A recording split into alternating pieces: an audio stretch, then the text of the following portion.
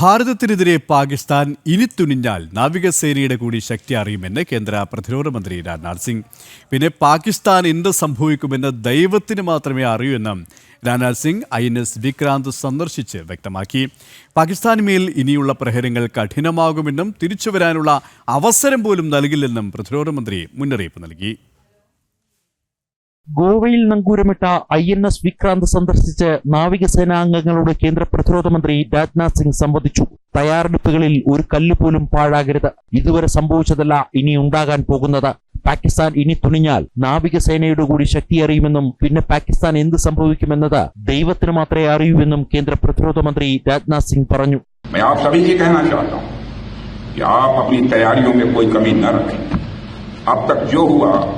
वह तो वार्मअप था। अब तक जो हुआ वह तो वार्मअप था। अगर पाकिस्तान से फिर यदि कोई जरूरत की तो इस बार नेवी भी हरकत में आएगी और फिर भगवान ही जानता है कि पाकिस्तान का क्या होगा. ഇന്ത്യൻ നാവികസേനയുടെ ശക്തി എന്തെന്ന് 1971 പാകിസ്ഥാന് ബോധ്യമുള്ള കാര്യമാണ്. അന്ന് പാകിസ്ഥാൻ രണ്ടായി വിഭജിക്കപ്പെട്ടു. ഓപ്പറേഷൻ സിന്ദൂറിൽ നാവികസേന കൂടി പങ്കെടുത്തിരുന്നെങ്കിൽ പാകിസ്ഥാൻ 4 കഷ്ണങ്ങളായേനെ എന്നും രാജ്നാഥ് സിംഗ് വ്യക്തമാക്കി.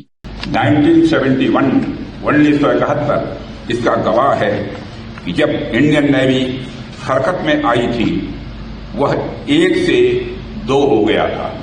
मैं पाकिस्तान की बात कर रहा हूं. जो हमारी इंडियन नेवी हरकत में आई थी तो पाकिस्तान 1 से 2 हो गया था. अगर ऑपरेशन सिंदूर में भारतीय नौसेना अपनी फॉर्म में आई होती तो पाकिस्तान के 2 टुकड़े ही न होते बल्कि मैं समझता हूं शायद 4 टुकड़े हो जाते.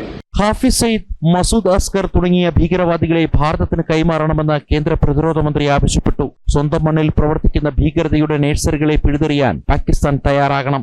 अगर पाकिस्तान बातचीत को लेकर गंभीर है तो उसे हाफिज सईद और मसूद अजहर जैसे आतंकवादियों को भारत को सुपुर्द करना चाहिए ताकि उनके साथ भी इंसाफ किया जा सके.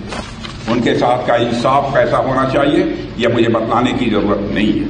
രാജ്യത്തെ മുഴുവൻ നാവികസേനാംഗങ്ങളെയും പ്രതിരോധ മന്ത്രി അഭിനന്ദിച്ചു. ഇന്ത്യൻ നാവികസേന ഏത് വെല്ലുവിളികളും നേരിടാൻ തയ്യാറാണെന്ന് പ്രതിരോധ മന്ത്രിക്ക് ഉറപ്പു നൽകുന്നതായി നാവികസേനാ മേധാവി അഡ്മിറൽ ദിനേശ് കെ ത്രിപാഠിയും വ്യക്തമാക്കി. सर, मैं आपको आश्वस्त करता हूं कि आपकी नौसेना कंटिन्यूड ऑफ सिंदूर के इस न्यू नॉर्मल के लिए हरदम तैयार है. आपके मार्गदर्शन में हम किसी भी चुनौती, किसी भी खतरे का कहीं भी, कभी भी और कैसे भी सामना करने के लिए सदैव तत्पर हैं. जन्म, दिल्ली.